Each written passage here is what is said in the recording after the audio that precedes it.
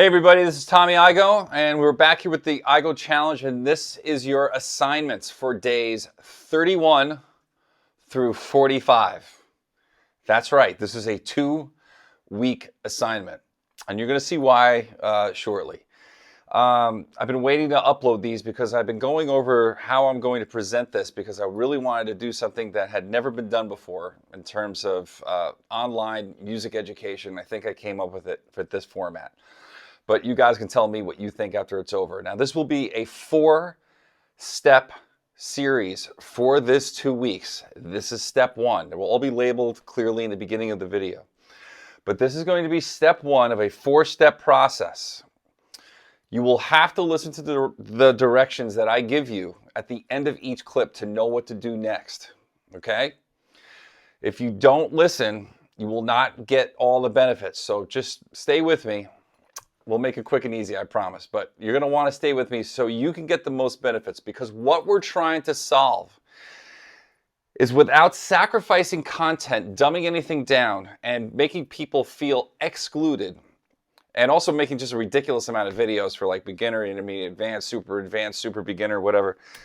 I really do believe in a Montessori method where everyone is in the same room, advanced and beginner. So the beginners can look up to the advanced, and the advanced learn empathy and patience for the beginner. So that's the format that I really do believe in, and I'm trying to include it here, and I think I figured out a way to do it. But it's going to rely on you listening, okay? Good. Now, step 1, we are going to look at Groove Essentials 2, okay? And we're going to, once again, look at Global Tour number 8, okay? And we're going to look at a 41-bar section. And this will be from, and you are not allowed to look at your book, so don't you open the book, okay? Listen to what I'm saying. The book does not get opened. Stay with me. You need blank manuscript paper in front of you, okay? So I want you to have your music app, so you have the music on your iTunes or whatever you're listening to it on, and you're going to use the track without drums. Global Tour number 8 is an orchestral journey for drum set players, okay? Something that's really hard to find, but I included it with Global Tour number 8. Now, Global Tour 8 has 2 tracks that are included with the book, one with drums and one without drums. You are only using the one right now without drums. It's clearly marked. It says no drums. So use that one. Cue up that MP3, okay? And you are going to go to, let's see where it is on here. I'm going to give you the exact time marking. So it's a long piece. I think it's like 11 minutes long. So, okay, so we want to get to, let's see, right here.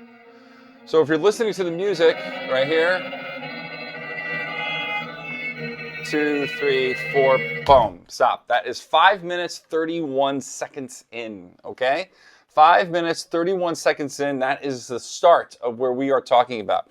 This section will be 41 bars long. So I want you to get a blank sheet, or at least one. You could do it with one, you might want to use 2. And mark out 41 bars, 41 blank bars on a piece of blank manuscript paper. So you'll just have a manuscript paper with just bars, and they're just blank and empty. Okay, 41 bars. Now, luckily, this piece, this section of this piece stays relatively in tempo, so we're not going to have to worry too much about that. But it's a nice chunk, and it does require different input from the drummer. Now, what we're doing in these steps is training, more than anything, our ear.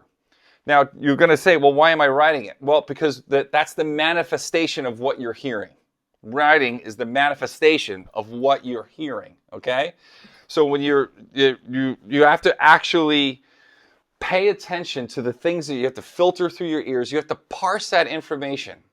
And when you parse that information, you have to write down what you think is important, because this is step 1, and it's called charting. We're charting right now. Now, there's a difference between charting and transcribing. Transcribing is writing down exactly what something is, exactly what happened, note for note. Chart is a general guide, and this is where we're going to start with this one. You are going to write on those 41 bars for step 1. You are going to write your chart. Now, it's going to be a representation of what you're hearing for these 41 bars. Now, let's listen together. I'll talk you through it a little bit. All right, and I'm going to go over to the master the master tracks that were actually recorded. I'll go to here. I'll be able to turn some things on and off for you possibly. So, all right. So here we go. Ready? 1 and 1. Now, because I'm such a nice guy in the book, I gave you a click track for the first 4 bars of this.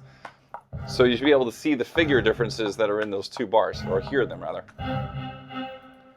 Now, obviously the violins come in, all right? The violins come in on the 5th bar. Now, your job is to parse the information that you're hearing and write what you think is important, okay? Not in words, but in rhythms. So you're writing a skeleton, a framework of what's happening here. Again, using your ears, parsing the information, extracting what you think is important, and putting it on the page, okay? There's only one way to do, you hear about this all the time with studio players or just good players who can chart instantly, and this is a skill that you need to practice, but very few people teach you how, okay? This is how it's done, all right? So you're listening to this. Again, the violins come in on the 5th bar. After you started your charting, you have to parse the information that you're hearing, write the skeleton down, okay? Now let's continue on.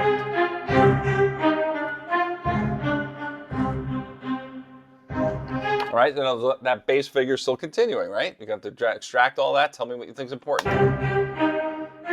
Now, as we're going along here, okay, different things will start to happen. Oh, there's a low brass figure that came in.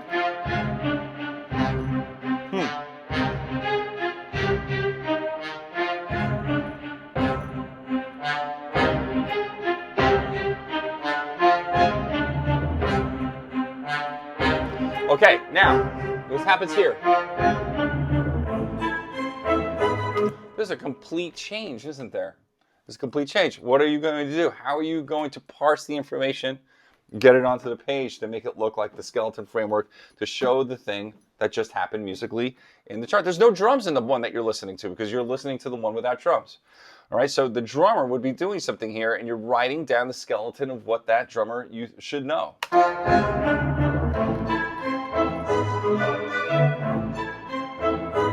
So what are you going to do with this? Now, what's going to happen here is 4 bars of this. Now, ooh, something else. What's the subdivision? What's important here? Where's it going? Let's listen. Oh, whoa, whoa. Now, so there's some orchestral percussion I put in to kind of guide you along and let you know something that's important. But it certainly isn't the drum set part, but that is definitely giving you information that you need to include in your chart, right? All right. Again, you're not writing the exact part. You're writing the skeleton, the framework of what you think is important.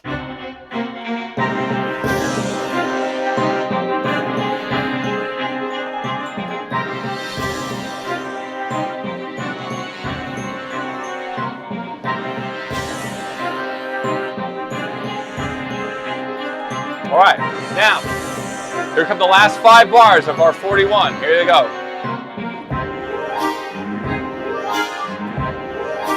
Hear the upper structure, all the flutes playing, all that stuff. Parse that information. What's the low brass doing? How's it end? Ooh. Okay? Now you're starting to understand why I'm making this a 2-week assignment. And this is just step 1. So you're going to write the chart out, okay? That's your assignment for step 1. Now, this is where things get interesting because you need to answer some questions. The next steps are going to be 2 and 3. There's 4 steps to the whole thing, but the 2 or 3. This is where we're going to diverge paths, okay? Now, step 2 is going to be transcribing, okay? Now, that is when you're going to go and you're going to, if you're completely lost right now, you have no idea of what a drummer would do right now. You're like completely freaked out that you're even doing this assignment. And you have no idea of what to do. You will go to step 2 and you will listen to the instructions I give you in step 2 as we dissect the part I play on this. That's called transcribing. Okay? And we will take a look at that and we will do that together. That will be step 2. Now, for everyone else, now, if you are feeling confident, if you have some orchestral experience, you think you're a creative person and you might be at a more advanced point or place than a lot of other people who may be watching this. What I want you to do is go to step 3, and step 3 is called create. Step 3 will be called creation because that's the assignment. It will be down there. We'll go through the act of creation. We'll be talking about that and what we can possibly do in terms of creating. All right?